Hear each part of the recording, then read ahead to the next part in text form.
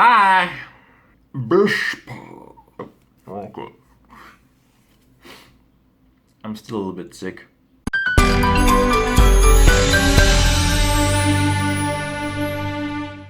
Hello and welcome, my dear skilled modelers, to my small hobby YouTube channel. My name is Tomo, and today we're going to be taking a look at a Vespa. This Vespa! On this channel, I try to review things that are not that common. If you are into motorcycles and you do not wish to build a very complicated motorcycle, this is the one for you. It is ITALERI's newest edition in their line of kits, and it was released this year. And also, it's not just a reboxed version of the older one, but it's actually a new parts version. Now, ITALERI kits, much like Revell kits, are not that well known for quality. But in this case, they did redeem themselves just a little bit, and you will see why in the unboxing portion of the video. Well, that's just neat and dandy. So, what's new? Well, if you're an enthusiastic builder, and then you have this crap all over yourself, then this thing is pretty awesome because it has a very low part count for a 1/9 scale model. It has just shy of 105, 106, somewhere like that, parts, and the parts are big, which means that you don't have to fiddle around with very small parts and using your tweezers and your magnifying glasses to look at those things and be like, oh my god! And the good thing about the model is that if you are not that good at painting, it doesn't really matter because the Vespa is white and the white plastic is white. So it's good plastic, shiny plastic, and it's really good as long as you don't go crazy with the sander. In the kit you have some chrome parts as well, which are not that great to be honest, but I'll tell you more in the video. And you have some springs and vinyl tubing to replicate the hoses and pipes that are on the actual thing. And if you're afraid of clear parts, the only two clear parts here are actually the front and back lights. So you're set. Okay, my friend. But again, the money.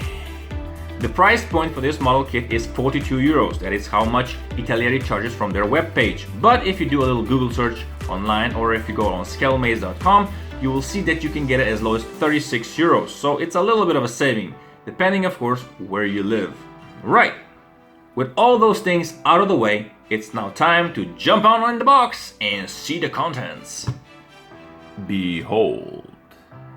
The Vespa 125 Primavera from ITALERI in 1/9 scale. Awesome! This is a motorcycle, a scooter of sorts. Well, not actually a scooter. People don't like to say that Vespa is a scooter, but what the hell.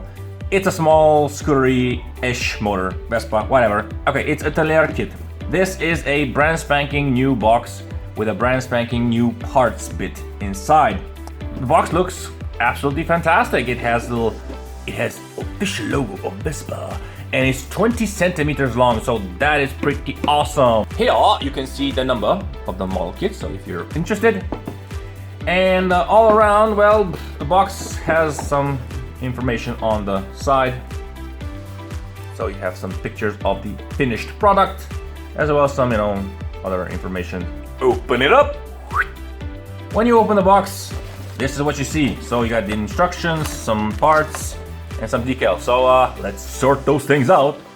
Bam! Alright, so we will start with the main body of the scooter. Actually, Vespa, sorry, it's Vespa. It's a small city motorcycle. Anyway, what do we see? Well, we see typical ITALERI sprue. The plastic it's okay, it's decent. It doesn't feel cheap, but it doesn't feel super fine. With lots of flash on the sprues here, but that doesn't matter as long as there's no flash on these parts themselves. And from the looks of it right now here, I think they're pretty cool. The surface is pretty shiny and smooth, so the application of paint would be pretty much easy. You probably could get away without painting it anyway, because if you're not into painting stuff, and if you're a beginner, but it's okay. The attachment points are not that good, to be honest. They're very thick, as you can see, especially here on the front mudguard. It's pretty bad, so you probably have to cut a little bit away and then sand it to the very edge. And also on the edges, you can see just a little bit of flash here and there. And on here, you see there's some piece broken just here, but okay, so it's not the best, but it's good. See here, that's not good. See, look how this eats into the mold. Look here, see this piece? How this piece gets eaten inside the sprue end, so it's deformed pretty dramatically. You're gonna have to do a little bit of a tidy up job here. Here we have the other small pieces that are representing of the motor, actually the engine, two-stroke engine, and the wheels, as well as the seats and some other plastic covers. Plastic again is pretty good. It's typical Italieri plastic. I mean, if you're building Italieri in the past, you'll probably know what I mean, but if you're not, then well, you'll find out. This one feels a little bit better actually than the other one. Yeah, this one feels more like a rubbery. It's more like, well, it's okay. The seat is nice and textured, scratchy. The detail on them is pretty decent, to be honest. It's not really that bad, but the attachment points again are really thick. Look at that. So here is the engine, the cover. See, this little piece just flaps about. That's not a big deal, but it's the things like that that kind of makes a good model into a mediocre model. So here we have the wheels, I believe. Yeah, it's just, you know, a couple of rims glued together, and that's basically it.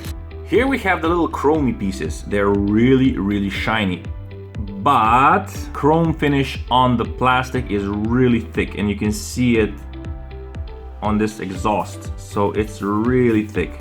My advice to you, if you are not a beginner, if you're more of a intermediate modeler and you want to step up your game, is to strip down the chrome finish and just strip it down to bare plastic, and then proceed to use your own chrome paint of choice. The other thing that it's really bad is because the attachment points again are really, look at that. Look at how close this is. This is too close in my opinion. If you go here and start to cutting out, you're probably gonna damage this part. So again, if you're gonna cut it, you're gonna expose the plastic there, and then you really won't be able to cover it up, especially if it's a well-seen part.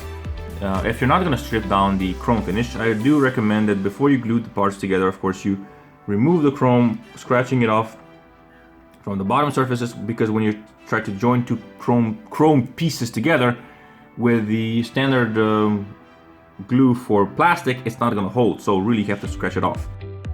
In the box you also get these things. So you got some springs and vinyl tubes for obvious reasons. Then you get some clear parts, which is basically just the front and the back light. It's okay. I mean, it's nicely textured. You can see the little reflectors and the shapes inside the lights. And you get, of course, the rubber. And of course you have some mud guards here and some tubes of some sort. And this little strap. Here we have a beautiful piece of decal sheet. It's not that big because the motor doesn't really have a lot of marking, apart from, you know, the license plates and some signage and the speedometer and some warning sign. But that's basically it. But the print is really good. All right, so this being a 1/9 scale model, everything is bigger than in 1/24 or 1/12 scale, and the instruction sheet of paper, of course, is the same. It's not that impressive apart from the colored portion on the back, where it tells you how to paint the model and where to place the decals and which paints to use, of course.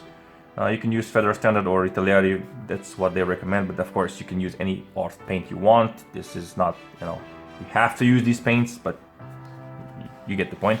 So the instruction manual has some basic information like any other manual in the front, and then of course the parts count here. You can see that there's really not a lot of parts. So even a very enthusiastic beginner can tackle this model without any big problem, I believe so. So it folds out like this, and it's pretty straightforward and simple.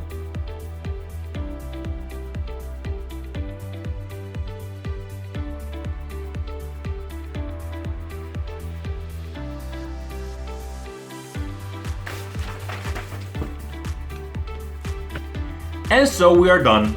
Now it's your turn to tell me what you think about this model down in the comment section below. But for now, I would like to thank you very much for watching. If you have been, thank you for liking, commenting, sharing, and subscribing. And I'll see you again soon in the next one. Oh, and don't forget to click the bell icon. Ring-a-ding-ding, baby. Bye-bye.